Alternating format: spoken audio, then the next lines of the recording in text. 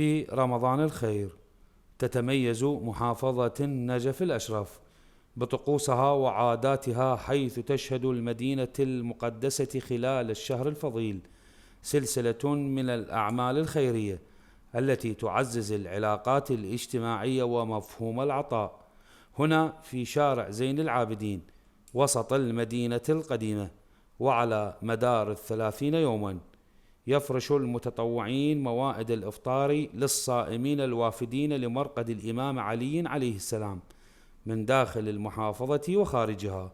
يقدمون من خلال المائدة أشهى أنواع الأطباق والطعام.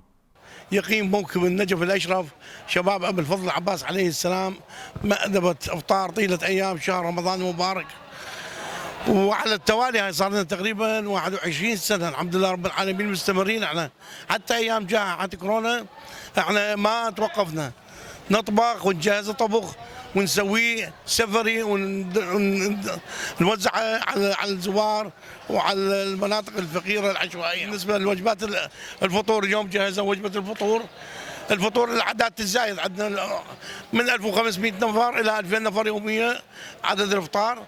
بالنسبه للطبخ يوميا يجهزون اليوم العدد كملوا، مثلا ثاني يوم اليوم أربعاء، ثاني يوم خميس يزودون بعد نسبة الطعام. ليش؟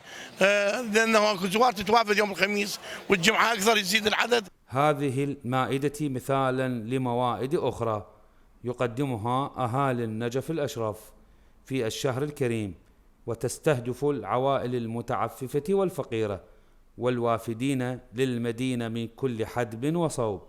القائمون على المائدة يؤكدون أن رسالتهم لا تتعلق بالطعام فحسب، بقدر ما تتعلق بالترابط الاجتماعي وترسيخ مفهوم كرم الشهر الكريم. شباب الموكب اتخذوا على عاتقهم خدمة الزوار، بحيث وهم صائمين يقومون بطبخ الطعام وتجهيز وجبة الإفطار وتجهيز المأكل والمشرب ومفرش هذه المأدبة منذ الساعة 10 صباحا وإلى غاية أذان المغرب.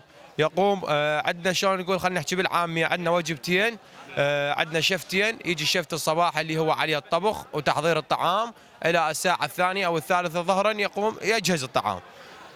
عندنا دور يجي الشفت اللي يفرش السفرة ويحضر المأدبة ويحضر التمر ويصب هذا الزاد. أن المآدب الرمضانية ليس مجرد مناسبة لتناول الطعام، وإنما هي فرصة لاستعادة دفء العلاقات بين أفراد المجتمع.